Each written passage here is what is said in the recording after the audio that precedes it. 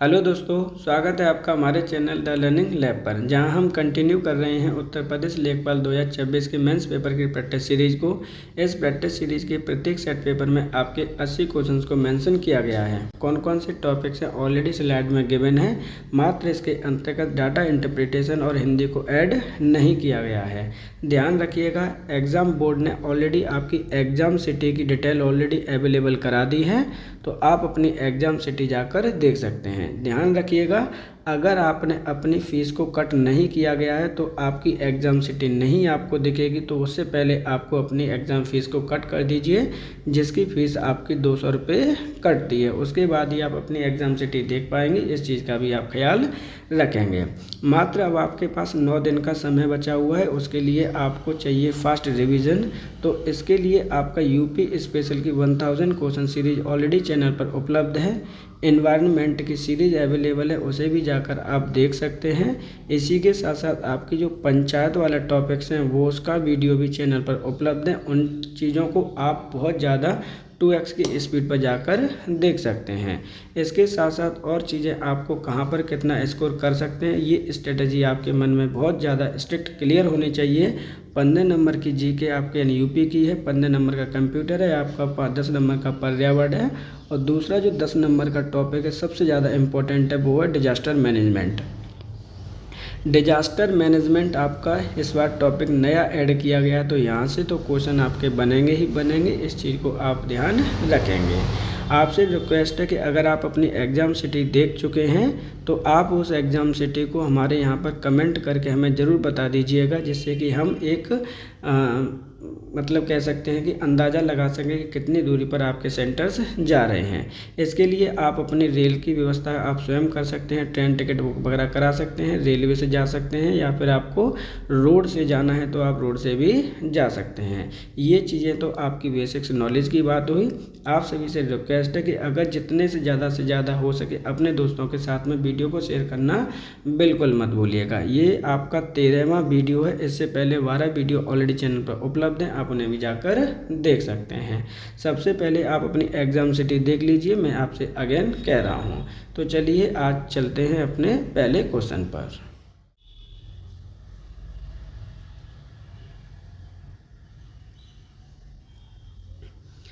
पानीपत की दूसरी लड़ाई किस वर्ष लड़ी गई थी? 1556, 1555, 1545, 1526 या फिर इनमें से कोई नहीं। देखिए, पानीपत की लड़ाई से हमेशा क्वेश्चन पूछे जाते हैं। क्वेश्चन डायरेक्टली आपसे पूछा गया है कि दूसरी लड़ाई किस वर्ष आपकी लड़ी गई थी। सही आंसर है ऑप्शन नंबर आपका यहाँ पर 1 हो जाएगा। 1556 ईस्वी में ये दूसरी लड़ाई लड़ी गई थी। अगर हम एग्जैक्ट डेट की बात करते हैं तो ये लड़ाई कब लड़ी गई है, तो ध्यान रखिएगा 5 नवंबर 1556 ईस्वी को लड़ी गई थी। किनके मध्य लड़ी गई थी, तो मुगल सम्राट अकबर और हेमू के मध्य ये आपकी लड़ाई लड़ी गई थी, जिसके अंतर्गत आपकी अकबर की सेना विनर रही थी। ये चीज़ आपको याद रखनी है। सही आंसर है यहाँ पे ऑप्शन नंबर 1। सूरदास ने किस महान संत की शिक्षाओं से प्रेरणा ली थी? रामदास, चैतन्य, हरिदास, वल्लभाचार्य या फिर इनमें से कोई नहीं। क्वेश्चन इंपॉर्टेंट है, अक्सर करके आता है, ध्यान रखिएगा। सूरदास जी किस महान संत की उन्होंने शिक्षा प्रेरणा ली थी या शिक्षा ग्रहण की थी? सही आंसर है ऑप्शन नंबर 4। वल्लभाचार्य के ये शिष्य थे और उन्होंने वहाँ से ही प्रेरणा ली थी। ध्यान रखिएगा, अक्सर करके वल्लभाचार्य जी के बारे में पूछा जाता है कि ये कौन से मार्ग के गुरु जी थे, तो ध्यान रखना है पुष्टि मार्ग के थे। किस मार्ग के थे, तो ये अपने पुष्टि मार्ग के आपके कवि थे या गुरु जी थे। ध्यान रखिएगा, सही आंसर है यहाँ पर हो जाएगा ऑप्शन नंबर 4। सिंधु घाटी सभ्यता के अधिकतर स्थल किस नदी के तल के साथ पाए जाते हैं? गंगा नदी, यमुना नदी, ब्यास नदी, घाघर, हकरा नदी या फिर इनमें से कोई नहीं। सबसे इम्पोर्टेंट क्वेश्चन है, ध्यान रखिएगा। यहाँ पर जो क्वेश्चन आपसे पूछा जा रहा है वो पूछा जा रहा है कि सिंधु घाटी सभ्यता के अधिकतर स्थल कौन सी नदी के तल पर पाए जाते हैं? तो सही आंसर है ऑप्शन नंबर 4 हो जाएगा। घाघर हकरा नदी के तल स्तर में ये सबसे ज़्यादा पाए जाते हैं। जैसे ये जो नदी है वो कहाँ कहाँ बहती है? तो ये नदी आपकी हरियाणा, हिमाचल प्रदेश, पंजाब और राजस्थान की ओर बहती है, जहाँ पर आपके अलग अलग प्रकार के सिंधु घाटी सभ्यता के स्थल पाए जाते हैं। जैसे अगर मैं कुछ नाम ले रहा हूँ, जैसे हरियाणा का आपका राखीगढ़ी है, इसी नदी के किनारे बसा हुआ शहर है आपका। इसी तरह से आपका कालीबंगन आपने नाम सुना होगा अगर आपने थोड़ा सा भी इतिहास पढ़े हो तो। उसी के साथ साथ आपका एक और मार्ग है बनावली। ध्यान रखिएगा ये सभी मार्ग हैं वो कहाँ पे पाए जाते हैं, स्थल कहाँ पाए जाते हैं? घाघरा नदी के किनारे पर पाए जाते हैं। भारत और पाकिस्तान के मध्य ताशकंद समझौता कब हुआ? 1966, 1965, 1962, 1971 या फिर इनमें से कोई नहीं। इम्पोर्टेंट क्वेश्चन है, ध्यान रखिएगा। यहाँ पर जो क्वेश्चन आपसे पूछा जा रहा है कि ताशकंद समझौता कब हुआ था, ध्यान रखना है। पहले ताशकंद समझौता के बारे में समझते हैं। ये आपका हुआ है 1966 ईस्वी में। किन के मध्य ये समझौता गठित हुआ है? तो ध्यान रखिएगा भारत और पाकिस्तान के मध्य में ये समझौता हुआ है। इम्पोर्टेंट है, ध्यान रखिएगा। वर्ष 1917 में चंपारण सत्याग्रह किस राज्य में प्रारंभ किया गया था? पंजाब, हरियाणा, उत्तर प्रदेश, बिहार या फिर इनमें से कोई नहीं। मोस्ट इम्पॉर्टेंट क्वेश्चन है, ध्यान रखिएगा। अक्सर करके क्वेश्चन पूछा जाता है। यहाँ पर जो पूछा गया है कि चंपारण सत्याग्रह किस राज्य में प्रारंभ किया गया था, सही आंसर है ऑप्शन नंबर आपका यहाँ पर 4 हो जाएगा। बिहार राज्य में इसे प्रारंभ किया गया था। हम बात कर लेते हैं किसकी बात हो रही है, चंपारण सत्याग्रह की। कब हुई है? 1917 ईस्वी में। किसके द्वारा प्रारंभ किया गया था? तो ये महात्मा गांधी जी के द्वारा प्रारंभ किया गया था। ये चीज़ आपको याद रखनी है। और वर्तमान में ये कहाँ पर है? तो ये वर्तमान में बिहार में स्थित है। किस अनुच्छेद के तहत आपातकाल में मौलिक अधिकारों के निलंबित किया जा सकता है? अनुच्छेद 356, अनुच्छेद 344, अनुच्छेद 359, अनुच्छेद 345 या फिर इनमें से कोई नहीं। देखिए सबसे इम्पॉर्टेंट क्वेश्चन है आपका यहाँ पर। क्वेश्चन से पहले थोड़ी पृष्ठभूमि समझ लीजिए। यहाँ पर आपने एक आर्टिकल पढ़ा होगा, आर्टिकल नंबर है आपका 352, जिसमें कहा गया है कि राष्ट्रपति किसी भी आक्रमण के दौरान या फिर आंतरिक विद्रोह जब अगर देश में हो जाता है, सशस्त्र विद्रोह अगर हो जाता है, तो राष्ट्रपति क्या करेगा? राष्ट्रपति आपातकाल की घोषणा कर देगा देश के किसी भी राज्य में, किसी भी जगह पर, किसी भी स्टेट में या पूरे देश में। ध्यान रखिएगा आपातकाल से संबंधित है यहाँ पर। तो उसके दौरान जो आपको मौलिक अधिकार प्राप्त होते हैं उनका निलंबन किया जा सकता है। किस अनुच्छेद के तहत किया जा सकता है? तो सही आंसर हो जाएगा ऑप्शन नंबर 3, अनुच्छेद 359 के तहत। पंचायती राज संस्थाओं के पुनरुद्धार के लिए किस समिति को नियुक्त किया गया था? राजेश पंत समिति, शिवरामन समिति, LM सिंघवी समिति, बागुल समिति या फिर इनमें से कोई नहीं। इम्पोर्टेंट क्वेश्चन है, ध्यान रखिएगा। यहाँ पर जो क्वेश्चन आपसे पूछा गया है कि पंचायती राज संस्थाओं के पुनरुद्धार के लिए कौन सी समिति का नियुक्त किया गया था? सही आंसर है ऑप्शन नंबर 3, LM सिंघवी समिति। अब LM सिंघवी समिति के बारे में समझ लीजिए, पृष्ठभूमि है इसकी जो गठन किया गया था राजीव सरकार के द्वारा किया गया था। डायरेक्ट क्वेश्चन आपसे पूछा जाता है, गठन किसके द्वारा किया गया? राजीव सरकार के द्वारा। कब किया गया था? तो 1986 ईस्वी में इसका गठन किया गया था। इसी के दौरान आपकी जो LM सिंघवी समिति है, इसी ने कहा था कि जो पंचायती सिस्टम है आपका, उसे संवैधानिक दर्जा देने की सिफारिश इन्होंने की थी। ध्यान रखिएगा संवैधानिक दर्जा की सिफारिश इन्हीं के द्वारा की गई है। सही आंसर है ऑप्शन नंबर 3। हस्तलिखित संविधान पर हस्ताक्षर करने वाले सदस्यों में कितनी महिलाएं शामिल थी? 15, 20, 25, 30 या फिर इनमें से कोई नहीं। इम्पोर्टेंट क्वेश्चन है, ध्यान रखिएगा। यहाँ पर जो क्वेश्चन आपसे पूछा गया है कि हस्तलिखित संविधान पर हस्ताक्षर करने वाली कितनी महिलाएं शामिल थीं? तो सही आंसर इसका है ऑप्शन नंबर आपका 1, 15 महिलाओं ने इस पर आपके हस्ताक्षर किए थे। ध्यान रखिएगा संविधान की जो 12वीं बैठक थी आपकी, यानी 12वां जो सत्र आयोजित किया गया था, वो किया गया था आपका कब? 24 जनवरी 1950 को। ये चीज़ें आपको लर्न करनी है। अंतिम बैठक जिसे आप कह सकते हैं 1950 को ये गठित हुआ था। उसी के दिन आपका जो 26 जनवरी को ही आपका क्या कर दिया गया था, पूरे देश में संविधान को लागू कर दिया गया था। ये चीज़ आपको याद करनी है, इम्पोर्टेंट है, ध्यान रखिएगा। उस समय आपकी जो संविधान सभा में महिलाओं की संख्या थी टोटल, उन्होंने ही इस पर क्या किए होंगे, सिग्नेचर किए होंगे। तो उस समय महिलाओं की संख्या 15 थी, ये चीज़ आपको याद रखनी है। और सभी ने इस पर फीमेल ने साइन किए थे। वही क्वेश्चन यहाँ पे पूछा गया है। सही आंसर है ऑप्शन नंबर 1। लाहौर उच्च न्यायालय की स्थापना किस अधिनियम के तहत हुई थी? भारत सरकार अधिनियम 1919, भारत सरकार अधिनियम 1935, भारत सरकार अधिनियम 1915, भारत सरकार अधिनियम 1909 या फिर इनमें से कोई नहीं। मोस्ट इम्पॉर्टेंट क्वेश्चन है, यहाँ पे पूछा गया कि जो लाहौर उच्च न्यायालय है उसकी स्थापना किस अधिनियम के तहत आपकी की गई है? तो सही आंसर क्या हो जाएगा, इम्पोर्टेंट है यहाँ पे, भारत सरकार अधिनियम 1915 के तहत इसकी स्थापना की गई है। इसकी स्थापना की अगर हम एग्जैक्ट डेट की बात करते हैं तो इसकी स्थापना कब की गई? इसकी स्थापना की गई है आपके 21 मार्च 1919 ईस्वी में। तो सही आंसर हो जाएगा ऑप्शन नंबर 3।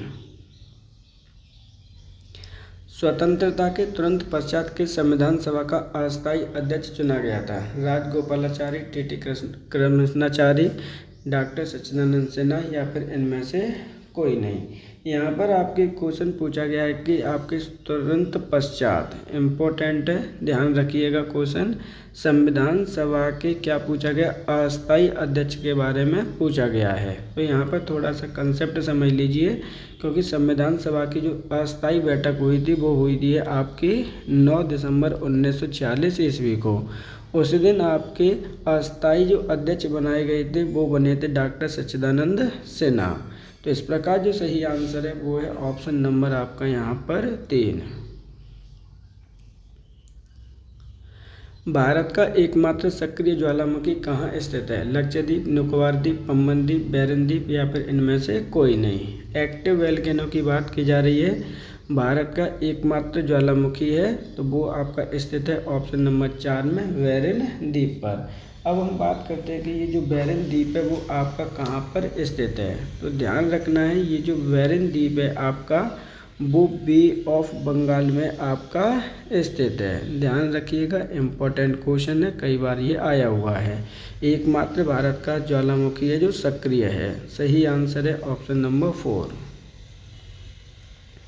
भूमध्य रेखा के समानांतर खींची गई काल्पनिक रेखाएं क्या कहलाती हैं? अक्षांश, देशांतर, समताप रेखाएं, समताप रेखाएं या फिर इनमें से कोई नहीं। कुल मिला के यहाँ पे कंसेप्ट समझ लीजिए। जैसे मान के चलिए ये आपकी अर्थ है और यहाँ पे क्या खींचा गया है, क्वेश्चन में कह रहा है कि भूमध्य रेखा के समानांतर एक रेखा खींच लीजिए। मान के चलिए कि ये आपकी भूमध्य रेखा है, इसके समानांतर जो आपकी रेखाएं खींची जाती हैं उन्हें हम क्या कहते हैं, क्वेश्चन में आपसे ये पूछा गया है। ध्यान रखिएगा, इम्पोर्टेंट क्वेश्चन है, यहाँ पर भी आप चीज़ों को समझ लीजिए क्योंकि ये क्वेश्चन से आपके कई क्वेश्चन यहाँ पे सॉल्व होने वाले हैं। यहाँ पर ये तो आपकी 0 डिग्री पर जो लाइन है आपकी, उसे हम भूमध्य रेखा कहते हैं, इक्वेटर कहते हैं। ये चीज़ों को आपको याद रखना है। इसी के जब आप ऊपर जाते हैं तो जो समानांतर रेखा खींची होती हैं वो आपकी 90 होती हैं। इसी तरह से आपके नीचे जाओगे तब भी 90 होंगी। तो अक्षांशों की जो कुल नंबर होता है आपका वो कितना हो गया है, कुल नंबर हो जाएगा आपका 181। ध्यान रखिएगा, जो आपका 23.5 डिग्री इन नॉर्थ होता है इसे हम कर्क रेखा कहते हैं। ये चीज़ों को ध्यान रखना है। वहीं अगर हम 66 degree and half degree north में होता है उसे हम आर्कटिक सर्कल कहते हैं। आर्कटिक सर्कल से हमेशा क्वेश्चन पूछे जाते हैं और ये जो डॉटेड बिंदु दिख रहा है वो आपका नॉर्थ पोल कहलाएगा। इसी प्रकार से आपका साउथ में ये साउथ पोल कहलाता है। वहीं 23.5 डिग्री एंड हाफ कहाँ पर हो जाएगा, साउथ में, तो इसे कैप्रिकॉर्न कहते हैं, यानी मकर रेखा कहलाती है ये। इस तरह से आपके कई सारे क्वेश्चन यहाँ पे सॉल्व किए जा रहे हैं। 66.5 डिग्री एंड हाफ में आपका जो साउथ में होता है वो क्या कहलाता है, उसे भी आप समझ लीजिए। ये कहलाता है आपका अटलांटिक, क्या कहलाता है, अटलांटिक व्रत। Atlantic circle. तो यहाँ पर ये कंसेप्ट है आपके किनका कि भूमध्य रेखा के समानांतर खींची गई काल्पनिक रेखाएं क्या कहलाती हैं आपकी। सही आंसर हो जाएगा ऑप्शन नंबर 1 अक्षांश कहलाती हैं। निम्नलिखित में से कौन सा राज्य केसर का सबसे बड़ा उत्पादक है। उत्तराखंड, हिमाचल प्रदेश, जम्मू कश्मीर, अरुणाचल प्रदेश या फिर इनमें से कोई नहीं। अब यहाँ पे जो क्वेश्चन पूछा गया है इम्पोर्टेंट है। देखिए यहाँ पे क्या बोला गया है, निम्नलिखित में से कौन सा ऐसा राज्य है जो केसर के उत्पादन के लिए जाना जाता है। तो सही आंसर हो जाएगा ऑप्शन नंबर 3 जम्मू कश्मीर केसर के उत्पादन के लिए जाना जाता है। ग्रेट बैरियर रीफ किस महासागर में स्थित है। प्रशांत महासागर, हिंद महासागर, अटलांटिक महासागर, आर्कटिक महासागर या इनमें से कोई नहीं। ये क्वेश्चन पहले भी आपका आ चुका है, ध्यान रखिएगा। क्वेश्चन पूछा गया ग्रेट बैरियर रीफ किस महासागर में आपकी स्थित है। तो पहले हम इसका आंसर आइडेंटिफाई कर लेते हैं। सही आंसर है ऑप्शन नंबर 1 प्रशांत महासागर में ये स्थित है। अब ध्यान रखिएगा, मान के चलिए कि ये आपका एक नक्शा बना रहा हूँ, एक कॉन्टिनेंट है ये, और ये है आपका ऑस्ट्रेलिया। अब ऑस्ट्रेलिया के कहाँ पर ये स्थित है, क्योंकि यहाँ पर क्वेश्चन आ चुका है। तो ये जो ऑस्ट्रेलिया है ना, यहाँ पर आपका स्थित है ग्रेट बैरियर रीफ, जो किससे बना हुआ है, कोरल से बना हुआ है। ये चीज़ आपको याद रखनी है। सही आंसर हो जाएगा ऑप्शन नंबर 1।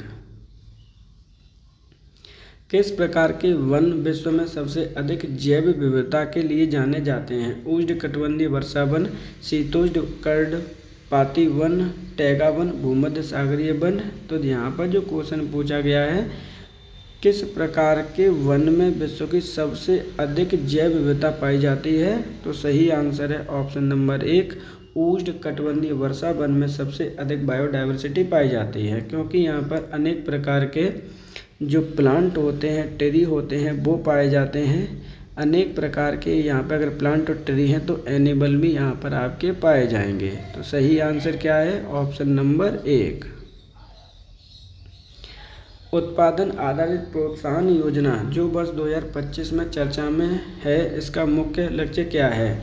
कुल मिला के क्वेश्चन आपके LIN के बारे में पूछा गया कि उत्पादन आधारित प्रोत्साहन योजना जो वर्ष 2025 में चर्चा में थी और 26 में भी है, इसका मुख्य लक्ष्य क्या है।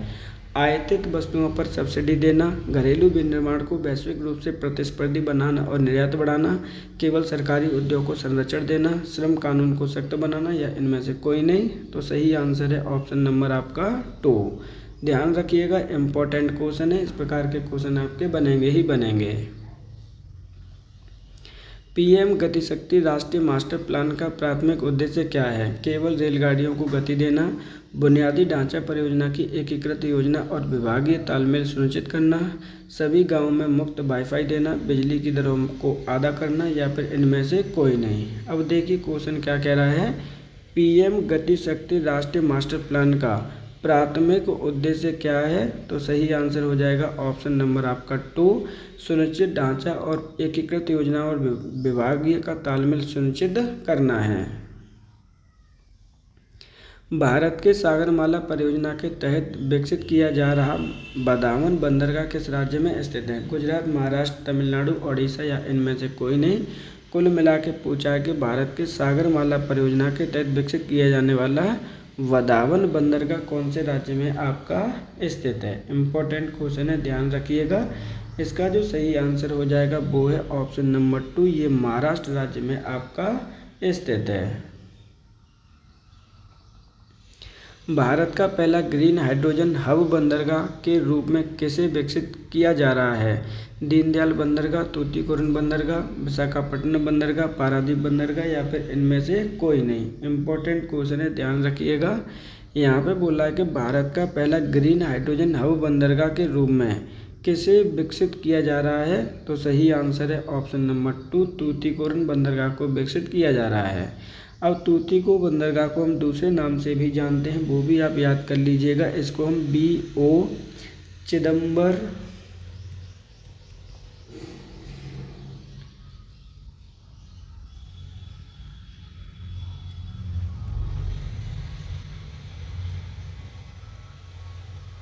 नार पोर्ट के नाम से भी इसे हम जानते हैं। और ये कहाँ पर स्थित है।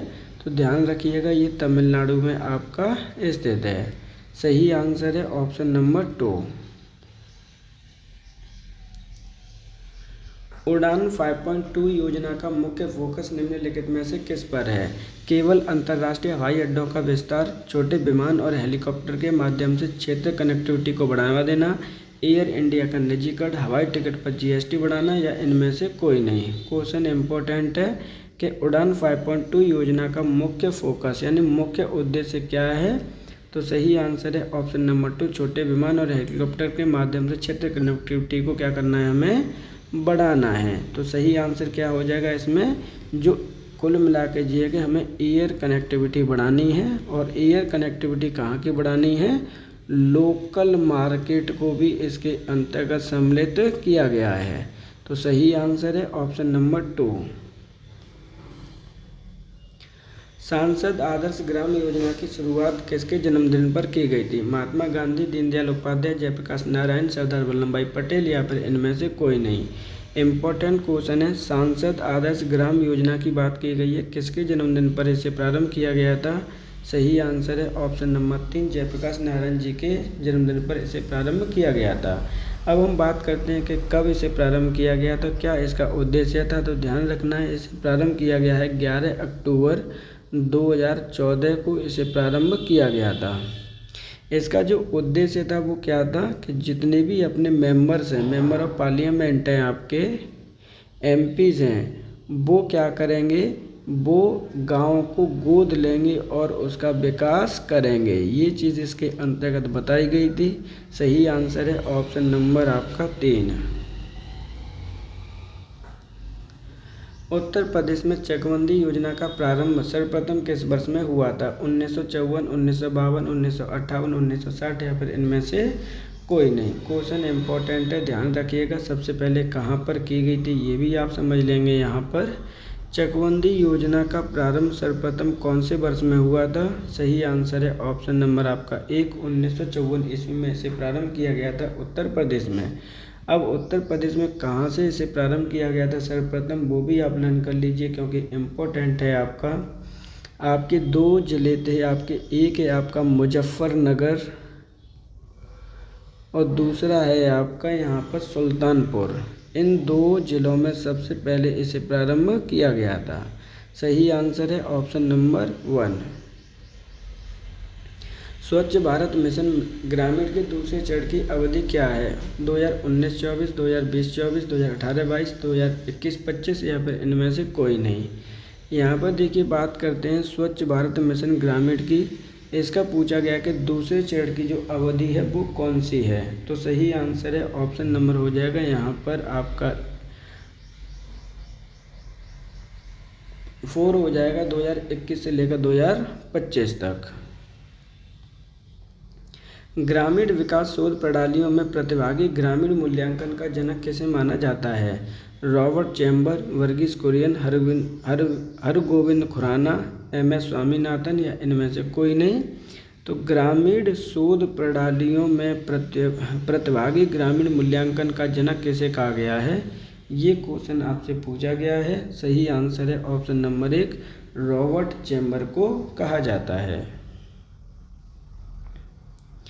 प्रधानमंत्री ग्राम सड़क योजना के तहत मैदानी क्षेत्रों में कितनी जनसंख्या वाले संपर्क रहित बसावटों को जोड़ने का लक्ष्य रखा गया है? मोस्ट इम्पॉर्टेंट योजनाएं, यहाँ से क्वेश्चन हमेशा पूछे ही जाते हैं। जब पेपर अगर आपने 2023 का एग्ज़ाम दे रखा है लेखपाल का, और उसमें भी ये क्वेश्चन आपका पूछा हुआ है। कुल मिला के क्या पूछा गया है? प्रधानमंत्री ग्राम सड़क योजना के अंतर्गत कोई व्यक्ति मैदानी क्षेत्र में कितनी जनसंख्या वाले क्षेत्र की बसावटों को कनेक्टिविटी से जोड़ना है? सही आंसर हो जाएगा 250 से अधिक, 500 से अधिक, 1000 से अधिक, 1500 से अधिक, या इनमें से कोई नहीं। तो सही आंसर है ऑप्शन नंबर 2, 500 से अधिक। यहाँ पर क्या क्या किया है, क्या क्या नहीं है, एक एक करके चीज़ों को समझते हैं। प्रधानमंत्री ग्राम सड़क योजना की जो शुरुआत हुई है वो कब हुई थी? ये हुई है आपकी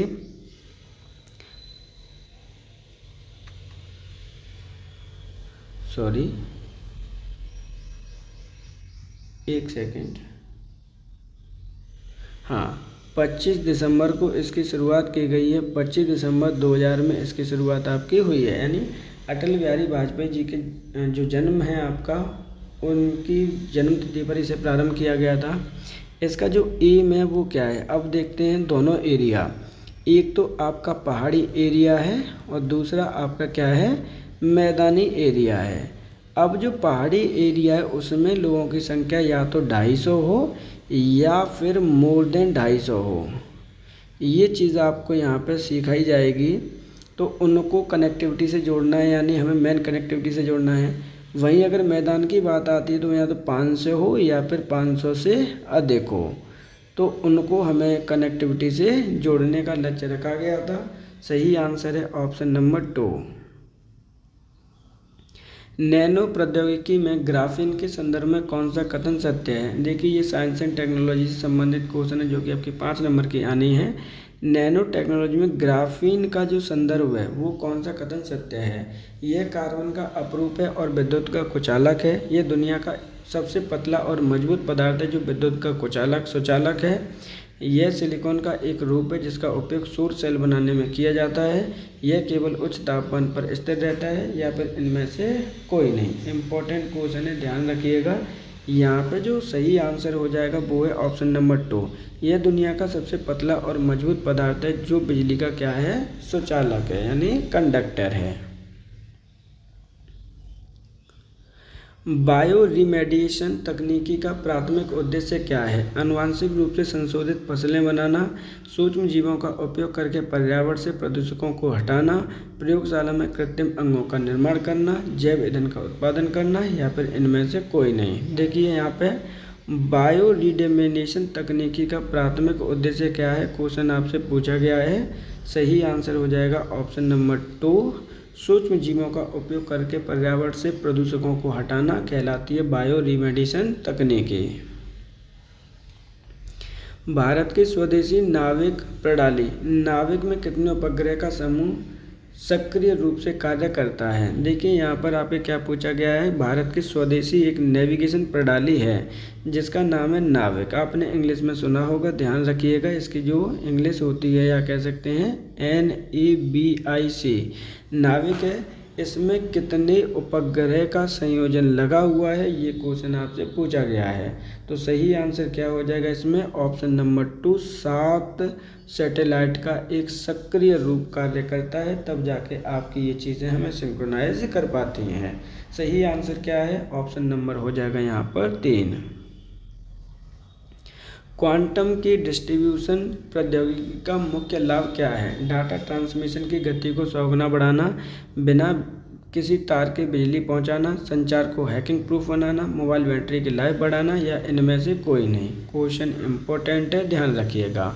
क्वांटम की डिस्ट्रीब्यूशन टेक्नोलॉजी की बात की जा रही है कि मुख्य लाभ इसका क्या है।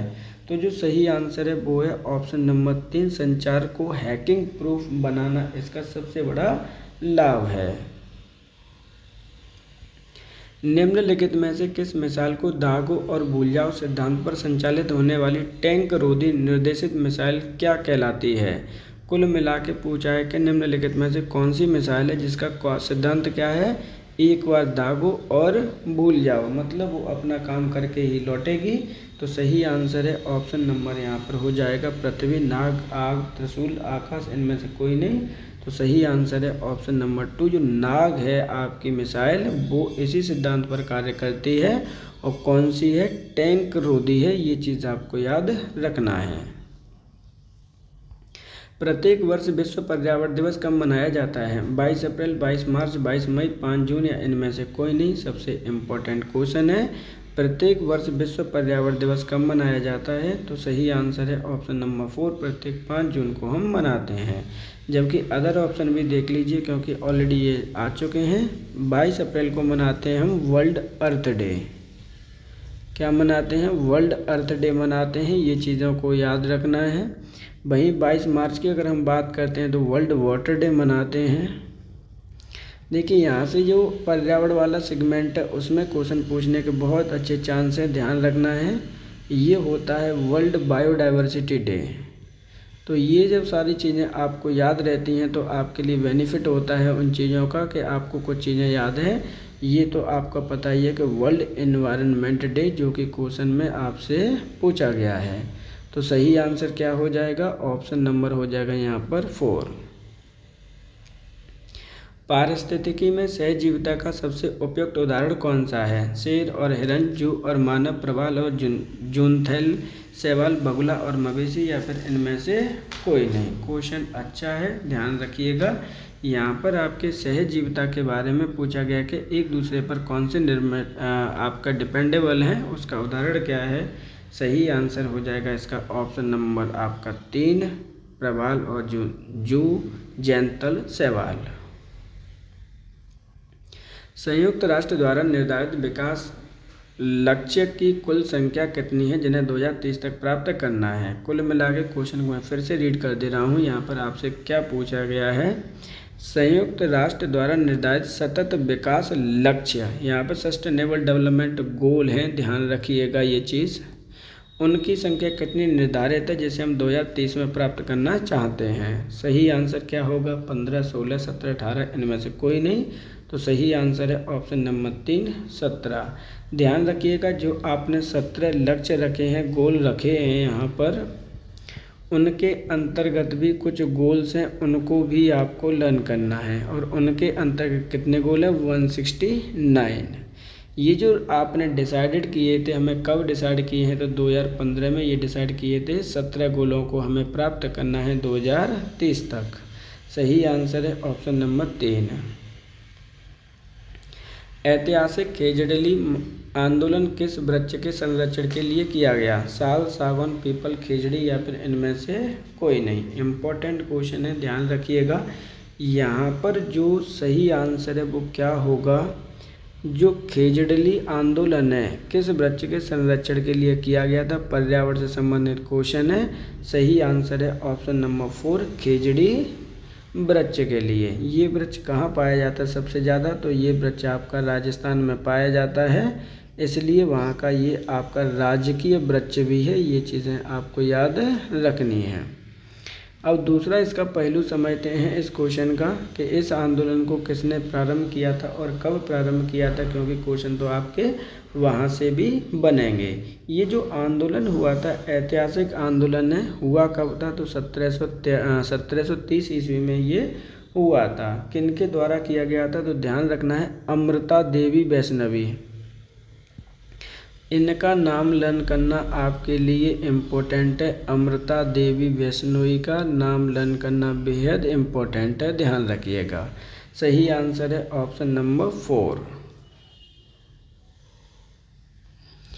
ई कचरा प्रबंधन नियम 2016 के तहत विस्तारित उत्पादक उत्तरदायित्व का क्या अर्थ है?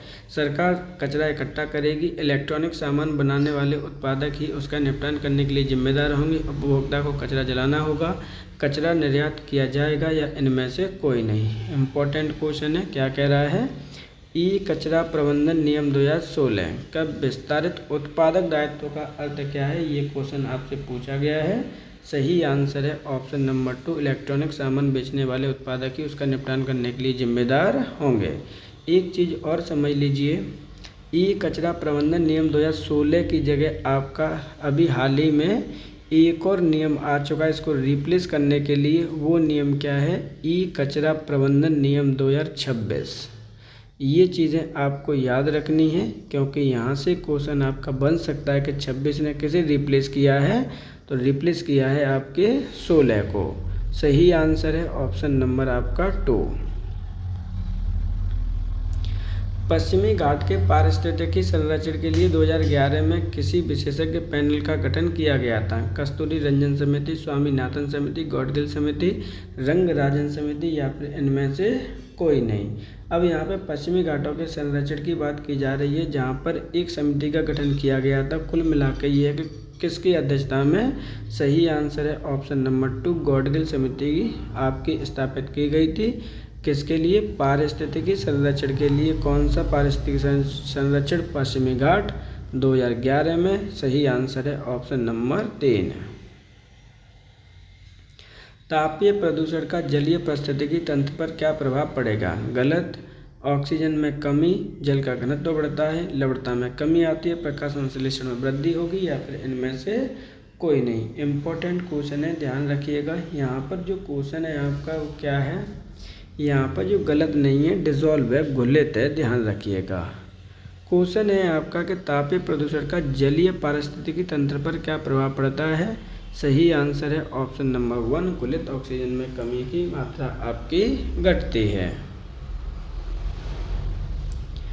आपदा प्रबंधन में समन का क्या तात्पर्य है। आपदा के बाद राहत सामग्री बांटना, आपदा के प्रभाव को कम करने के लिए आपदा से पहले किए गए उपाय, आपदा के दौरान लोगों को निकालना, बीमा क्लेम का निपटान करना, या इनमें से कोई नहीं। देखिए यहाँ पे जब आपदा हो रही है आपकी तो एक शब्द आता है समन, उसका अर्थ क्या है ये आपसे पूछा गया है, इम्पोर्टेंट है। सही आंसर क्या हो जाएगा ऑप्शन नंबर 2, आपदा के प्रभाव को कम करने के लिए आपदा से पहले किए गए उपाय, ये क्या कहलाता है, समन कहलाता है। संयुक्त राष्ट्र पर्यावरण कार्यक्रम का मुख्यालय कहाँ स्थित है। स्विट्जरलैंड, अमेरिका, केन्या, ऑस्ट्रिया, इनमें से कोई नहीं। तो संयुक्त राष्ट्र पर्यावरण कार्यक्रम का जो मुख्यालय आपसे पूछा गया है कहाँ पर आपका स्थित है, सही आंसर है ऑप्शन नंबर आपका 3, केन्या में। और केन्या में भी अगर आपका आ सकता है तो वो है आपका नैरोबी, ध्यान रखिएगा, कई बार ये क्वेश्चन आपका पूछा जा चुका है। सही आंसर हो जाएगा ऑप्शन नंबर यहाँ पर 3। भारत में पवित्र उपवन संरक्षण की किस विधि का उदाहरण है। सरकारी संरक्षण, सामुदायिक संरक्षण, अंतर्राष्ट्रीय संरक्षण, चिड़ियाघर संरक्षण, या फिर इनमें से कोई नहीं। यहाँ पर जो देखिए पवित्र उपवन की बात की गई है, ये संरक्षण की कौन सी विधि है, तो इसे कहेंगे सामुदायिक संरक्षण की विधि है। सही आंसर है ऑप्शन नंबर 2।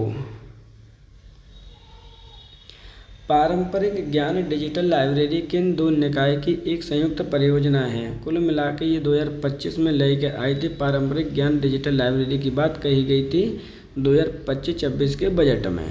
किन दो निकायों की संयुक्त परियोजना है, ये क्वेश्चन आपसे पूछा गया है। अब देखते हैं। आयुष मंत्रालय और रक्षा अनुसंधान विकास संगठन, आयुष मंत्रालय और विज्ञान औद्योगिक अनुसंधान परिषद, विज्ञान मंत्रालय और भारतीय अंतरिक्ष अनुसंधान संगठन, संस्कृति मंत्रालय और विज्ञान एवं औद्योगिक अनुसंधान परिषद, या फिर इनमें से कोई नहीं। यहाँ पर जो क्वेश्चन सही आंसर है वो है ऑप्शन नंबर 2, आयुष मंत्रालय और विज्ञान औद्योगिक अनुसंधान परिषद, दोनों की ये संयुक्त परियोजना है पारंपरिक ज्ञान डिजिटल लाइब्रेरी। उत्तर प्रदेश सरकार ने अग्निवीरों के लिए पुलिस में भर्ती में कितने प्रतिशत क्षैतिज आरक्षण की बात कही है। 10%, 20%, 15%, 25%, या फिर इनमें से कोई नहीं। यहाँ पर देखिए जो अग्निवीर परियोजना की बात की गई है, अग्निवीरों की बात की गई है कि पुलिस की भर्ती में उत्तर प्रदेश सरकार द्वारा क्षैतिज आरक्षण कितने प्रतिशत की बात कही है। सही आंसर है ऑप्शन नंबर 2, 20% की। खेलो भारत नीति 2025 का प्रमुख लक्ष्य किस वर्ष के ओलंपिक खेलों की मेजबानी करना है। 2032, 2040, 2036, 2044, या फिर इनमें से कोई नहीं। इम्पोर्टेंट क्वेश्चन है, ध्यान रखिएगा। खेलो भारत नीति 2025 का जो प्रमुख लक्ष्य है कौन से वर्ष के ओलंपिक खेलों की मेजबानी हासिल करना है, तो सही आंसर है ऑप्शन नंबर 3, 2026 की मेजबानी हासिल करना है भारत का लक्ष्य खेलो नीति 2025 के अंतर्गत। प्रधानमंत्री मोदी की ब्राज़ील यात्रा के दौरान द्विपक्षीय व्यापार को अगले 5 वर्ष में कितने अरब डॉलर पहुंचाने का लक्ष्य रखा गया। 10 अरब डॉलर, 15 अरब डॉलर, 20 अरब डॉलर, 25 अरब डॉलर, या फिर इनमें से कोई नहीं। सबसे इम्पोर्टेंट क्वेश्चन है, ध्यान रखिएगा।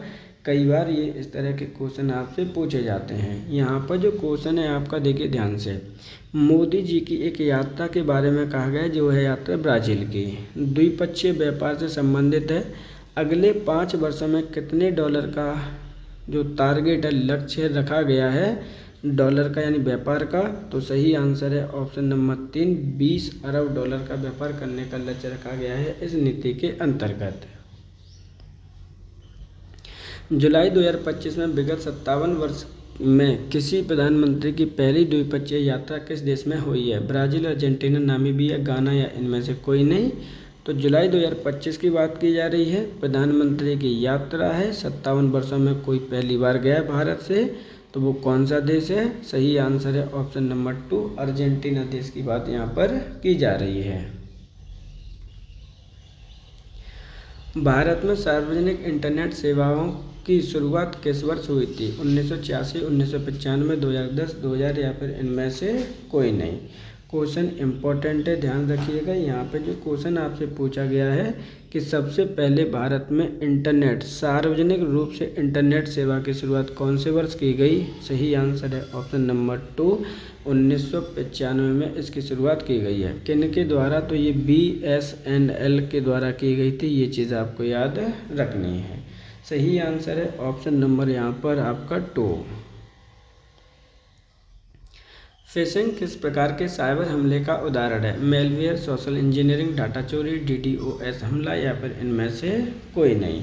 तो देखिए यहाँ पे फिशिंग की बात की गई है, मछली वाला नहीं है, ध्यान रखिएगा। किस प्रकार का साइबर हमला है ये? तो ये है आपका सोशल इंजीनियरिंग हमला है। सही आंसर है ऑप्शन नंबर 2। MICR का पूर्ण रूप क्या होता है? देखिए इसको मैं इंग्लिश में लिख देता हूँ। यहाँ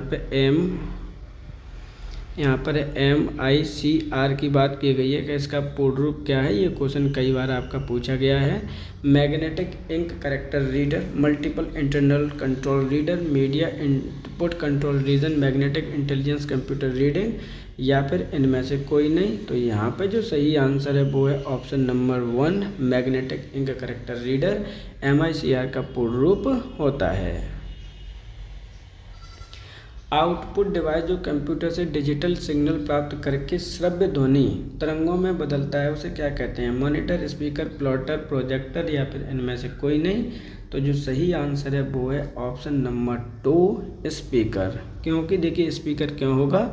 आउटपुट डिवाइस है जो कंप्यूटर को डिजिटल सिग्नल प्राप्त करता है। क्या प्राप्त करता है? आपको डिजिटल सिग्नल की बात की जा रही है यहाँ पर, और श्रव्य ध्वनि तरंगों में बदलता है। तो इसलिए जो सही आंसर है वो है ऑप्शन नंबर 2।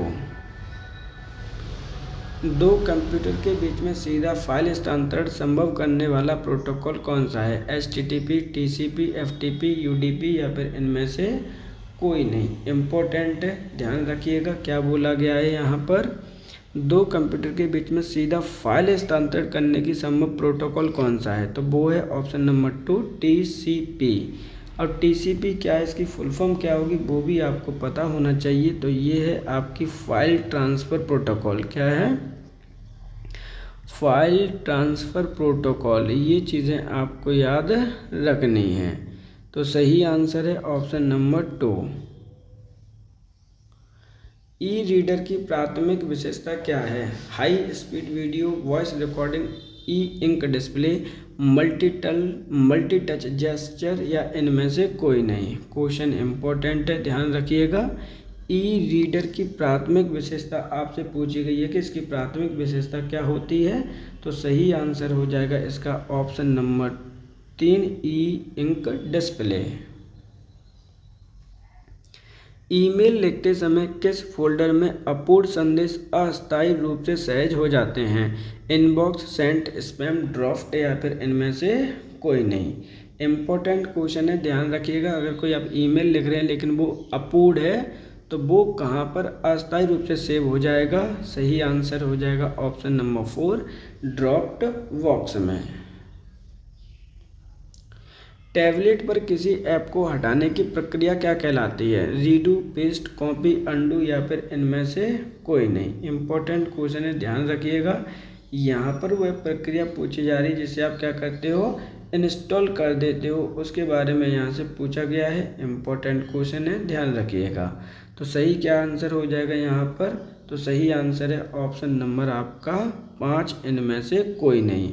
क्योंकि जब किसी भी एप्लीकेशन को आप हटाते हैं तो आपको पता है क्या करना होता है? अनइंस्टॉल करना होता है। ये चीज़ को आपको पता ही है। सही आंसर क्या है? Option number 5। MS एक्सेल में VLOOKUP फंक्शन का प्राथमिक उद्देश्य क्या है? पाठ को बड़ा करना, किसी तालिका में किसी मान को ऊर्ध्वाधर रूप से देखना और संबंधित डाटा लौटाना, सेल का रंग बदलना, फाइल को सहज करना, या फिर इनमें से कोई नहीं। क्वेश्चन इम्पोर्टेंट है, ध्यान रखिएगा। क्या पूछा गया है? बी लुकअप के बारे में पूछा गया है। क्या सही आंसर होगा इसका? ये चीज़ आपको यहाँ पे आइडेंटिफाई करनी है। तो सही आंसर है ऑप्शन नंबर हो जाएगा यहाँ पर 2। तो सही आंसर क्या है? ऑप्शन नंबर 2 है। बी लुकअप का अपने फंक्शन का प्राथमिक उद्देश्य देखा है।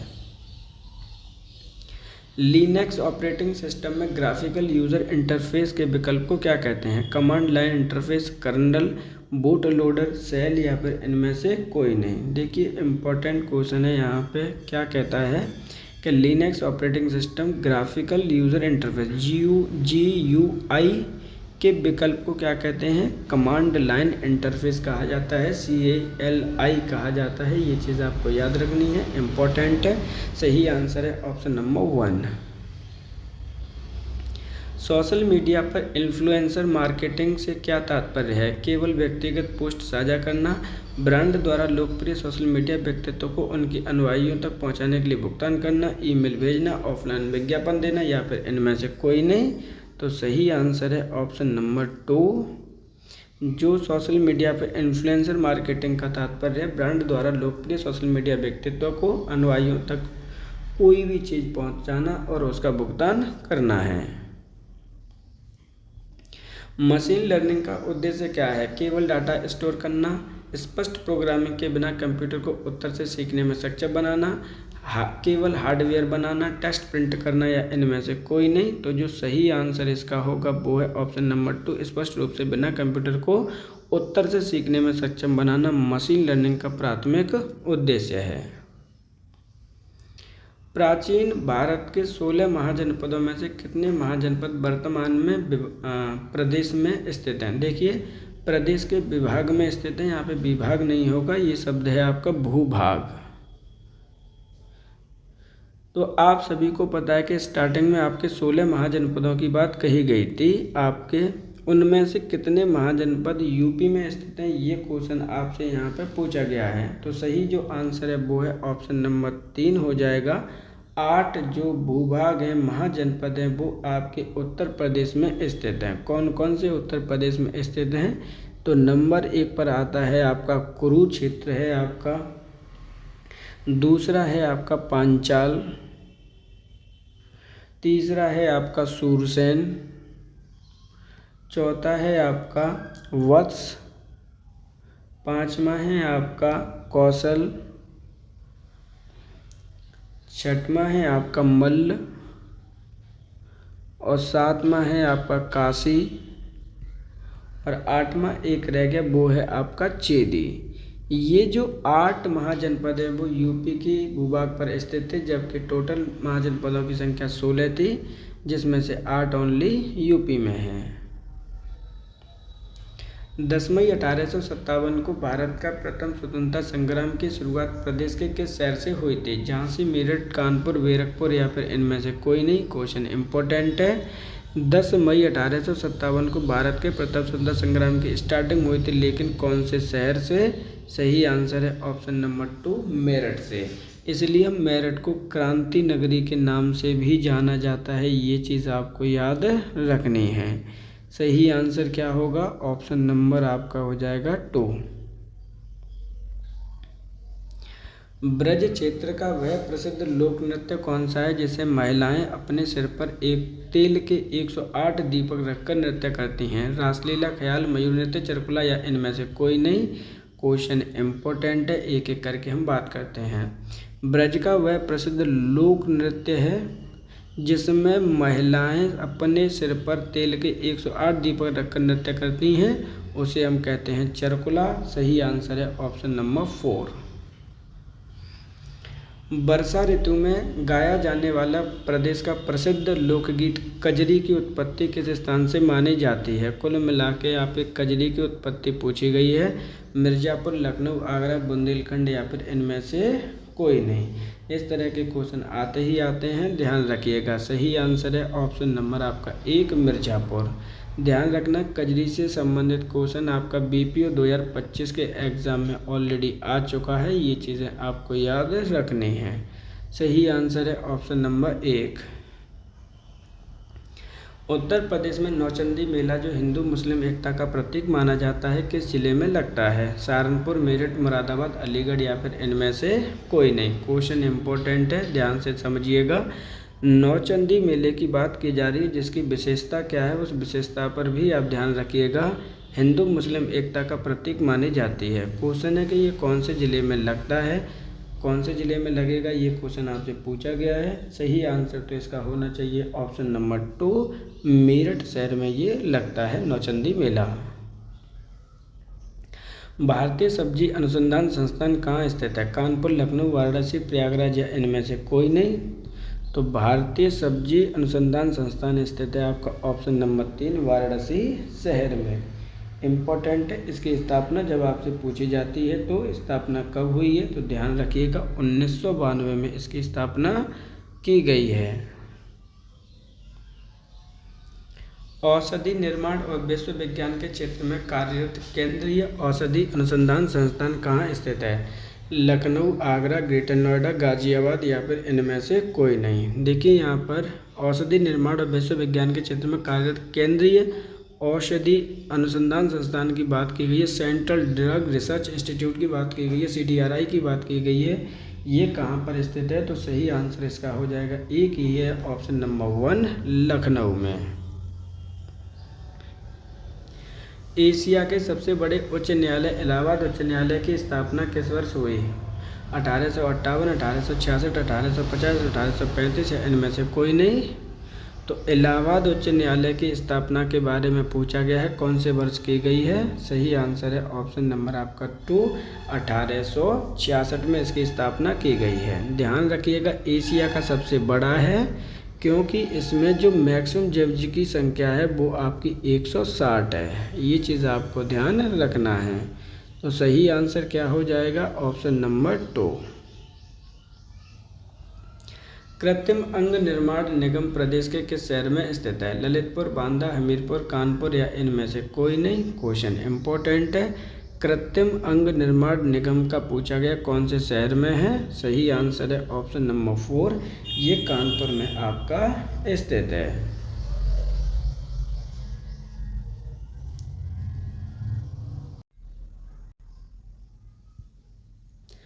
रामसर स्थल के रूप में घोषित कीटम झील प्रदेश के किस जिले में स्थित है? मथुरा, आगरा, इटावा, मैनपुरी या फिर इनमें से कोई नहीं। सबसे इम्पोर्टेंट क्वेश्चन है, ध्यान रखिएगा। रामसर स्थल की बात की गई है, कीटम झील के बारे में पूछा गया कि प्रदेश के कौन से जिले में ये स्थित है। सही आंसर है ऑप्शन नंबर आपका 2 हो जाएगा, ये आगरा जिले में आपकी स्थित है। अब यहाँ पे हम थोड़ी सी डिटेल में बात कर लेते हैं कृत्रिम झील के बारे में। ये जो झील है आपकी एक आर्टिफिशियल झील है, ये चीज़ आपको याद रखनी है। दूसरा इसके बारे में जो आपको लर्न करना है, इसका एनोदर नेम भी याद कर लीजिएगा। इसे दूसरे किस नाम से जानते हैं? तो दूसरा जो इसका नाम है वो है सूर सरोवर। ध्यान रखिएगा, इम्पोर्टेंट है। सूर सरोवर के नाम से भी हम इसे जानते हैं। अब हम बात कर लेते हैं रामसर स्थल की। जो रामसर साइट है आपकी, उनकी बात कर लेते हैं अपने यूपी में। तो ध्यान रखिएगा, टोटल जो यूपी में इसकी संख्या है वो 12 हो चुकी है। जो लेटेस्ट आपकी है 12वीं किसे घोषित किया गया है? अभी पिछले महीने में ही किया गया है, अप्रैल में। तो वो है आपकी शेखा लेक। अब ये जो शेखा लेक है जो 12वीं अपनी घोषित की गई है, ये कहाँ पर है? ये चीज़ भी आपको लर्न होनी चाहिए। अलीगढ़ में है ये। अगर मैं भारत की बात करता हूँ कि भारत में रामसर स्थल कितने हैं, तो ध्यान रखिएगा भारत में 99 हो चुके हैं, जिनमें सबसे ज़्यादा आपके तमिलनाडु के पास हैं, कितने? 20 हैं, और यूपी के पास अपने 12 हैं। क्वेश्चन का जो सही आंसर है वो है ऑप्शन नंबर 2, आगरा। उत्तर प्रदेश का एकमात्र जिला कौन सा है जहां से हीरे की अल्प मात्रा उपलब्ध पाई जाती है? ललितपुर, बांदा, झांसी, हमीरपुर या इनमें से कोई नहीं। मोस्ट इम्पोर्टेंट क्वेश्चन है, एकमात्र वह जिला कौन सा है, ये क्वेश्चन आपसे पूछा जा रहा है कि जहां पर हीरे की अल्प मात्रा पाई जाती है। सही आंसर है ऑप्शन नंबर 2, बांदा जिले में। ध्यान रखिएगा, ललितपुर जिला आपका फेमस है यूरेनियम के लिए यूपी में। जबकि बांदा फेमस है डायमंड प्रोडक्शन के लिए। ये चीज़ें आपको याद रखनी है। वहीं झांसी की बात करते हैं तो ये आपका फेमस है ट्रांसफार्मर के लिए। तो सही आंसर क्या होगा? Option number 2। भारतीय रेलवे के किस जोन का मुख्यालय गोरखपुर में स्थित है? मध्य रेलवे, पूर्वोत्तर रेलवे, उत्तरी रेलवे, पूर्व मध्य रेलवे या फिर इनमें से कोई नहीं। इम्पोर्टेंट क्वेश्चन है, ध्यान रखिएगा। यहाँ से भी क्वेश्चन आपके बनेंगे ही बनेंगे। क्या कहता है क्वेश्चन? क्वेश्चन कह रहा है आपका कि भारतीय रेलवे के किस जोन का मुख्यालय गोरखपुर में आपका स्थित है? तो सही आंसर है इसका हो जाएगा ऑप्शन नंबर 2, पूर्वोत्तर रेलवे का। नॉर्थ ईस्ट रेलवे का है, ध्यान रखना है, ये चीज़ें आपको याद रखनी है। नॉर्थ ईस्ट रेलवे का आपका हेड है, नॉर्थ ईस्ट सॉरी,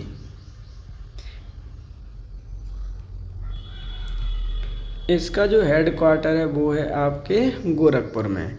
यूपी में एक और आता है, एक सेंट्रल, देखिए एक और आपका नॉर्थ सेंट्रल का भी है, उत्तरी मध्य रेलवे का भी आपका यहाँ पर एक मुख्यालय स्थित है, वो है आपके प्रयागराज में। ये चीज़ें आपको याद रखनी है, इम्पोर्टेंट है।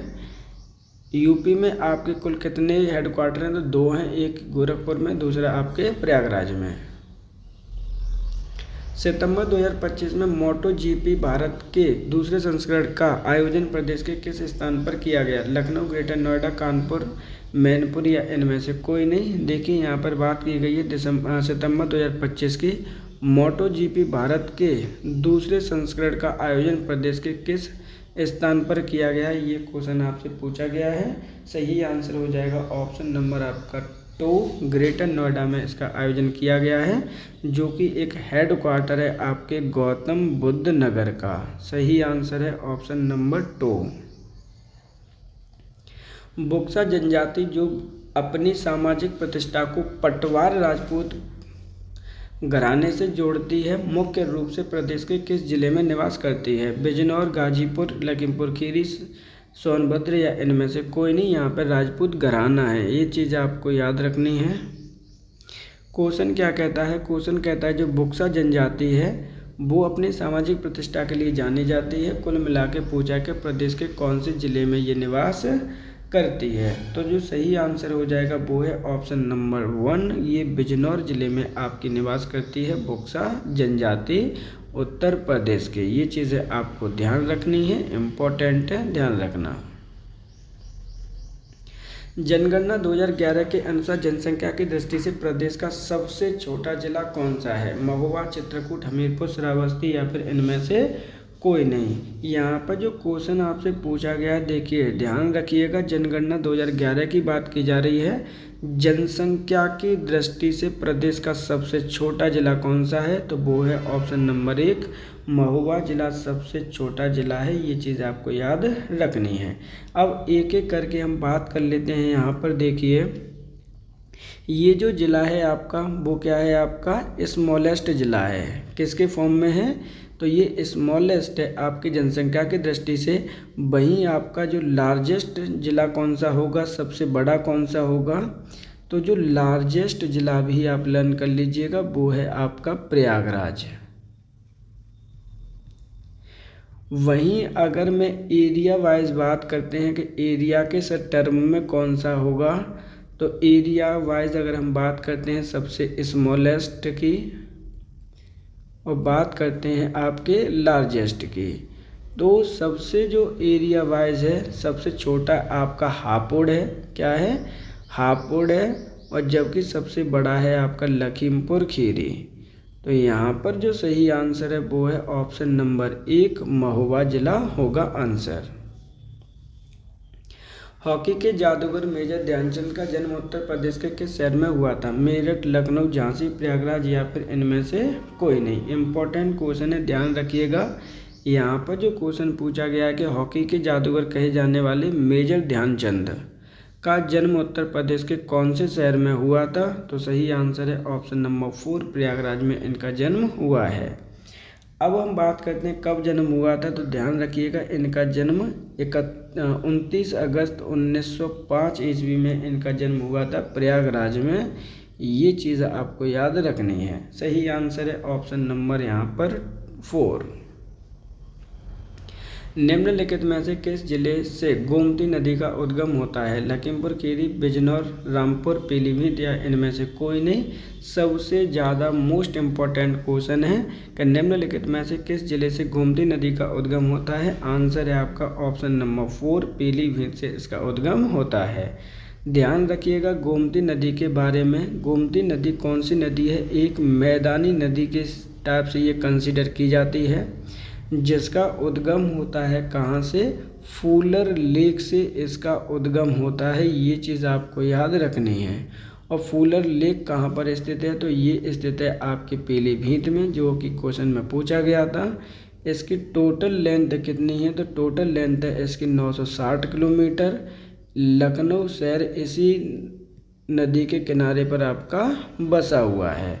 सही आंसर है ऑप्शन नंबर 4। उत्तर प्रदेश विद्युत नियामक आयोग का गठन कब किया गया? 1986, 1998, 1995, 1999 या फिर इनमें से कोई नहीं। क्वेश्चन इम्पोर्टेंट है, ध्यान रखिएगा। यहाँ पर पूछा गया कि उत्तर प्रदेश विद्युत नियामक आयोग का गठन कब किया गया है? तो सही आंसर है ऑप्शन नंबर 2, 1998 ईस्वी में इसका गठन किया गया है। अब हम बात करते हैं इसके हेडक्वार्टर की। तो हेडक्वार्टर है आपका इसका लखनऊ में। तो सही आंसर क्या हो जाएगा? Option number 2। प्रदेश में वैकल्पिक ऊर्जा के विकास हेतु वैकल्पिक ऊर्जा विकास संस्थान की स्थापना कब की गई? 1982, 1983, 1986, 1987 या फिर इनमें से कोई नहीं। तो ध्यान रखना है, वैकल्पिक ऊर्जा की बात की गई है कि वैकल्पिक ऊर्जा संस्थान की स्थापना कब की गई है, ये क्वेश्चन है आपका। और जो सही आंसर इसका हो जाएगा वो क्या होगा? ऑप्शन नंबर यहाँ पर है 1983। ऑप्शन नंबर 2 सही आंसर है इसका। देश में गेहूं उत्पादक राज्यों में प्रदेश का कौन सा स्थान है? पहला, दूसरा, तीसरा, चौथा या इनमें से कोई नहीं। तो ध्यान रखिएगा, गेहूं उत्पादन राज्यों में प्रदेश का कौन सा स्थान है, ये क्वेश्चन आपसे पूछा गया है। तो सही आंसर है ऑप्शन नंबर 1, पहला स्थान रखता है अपना उत्तर प्रदेश।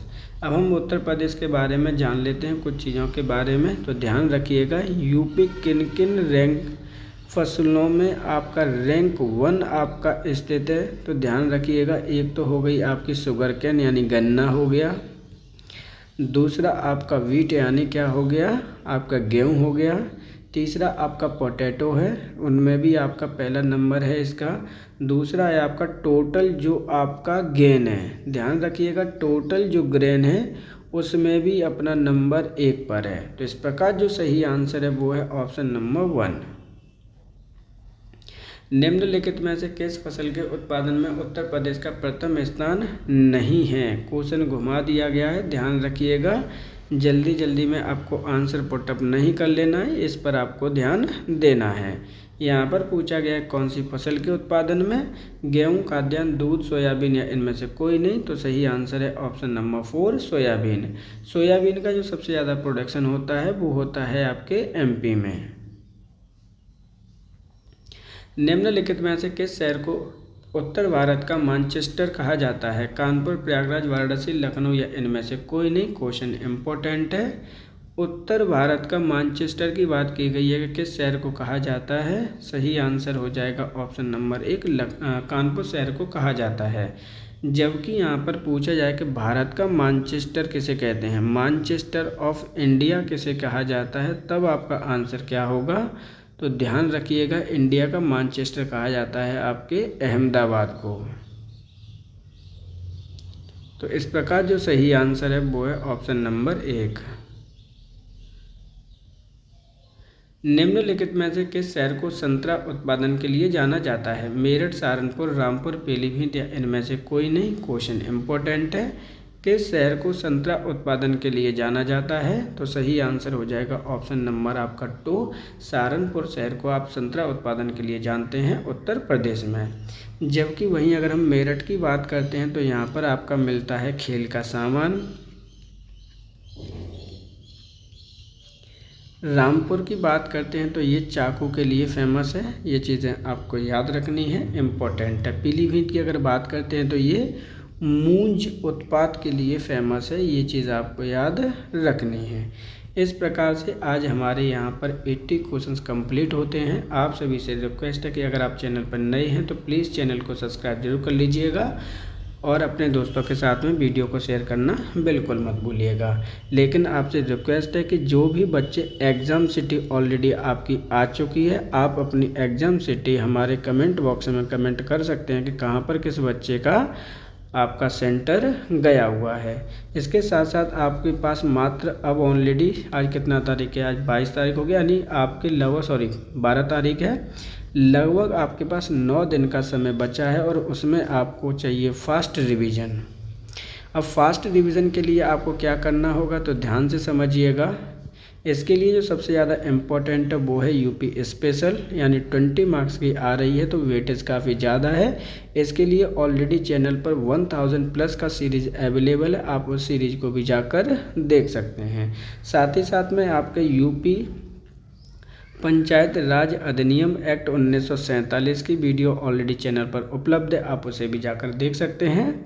जितने भी भारत सरकार और यूपी सरकार के द्वारा स्कीम्स चलाई जाती हैं, चाहे वो इंडिया की स्कीम हो चाहे वो स्टेट की स्कीम हो, सभी से संबंधित आपके वीडियो ऑलरेडी चैनल पर उपलब्ध हैं, आप उन्हें जाकर देख सकते हैं।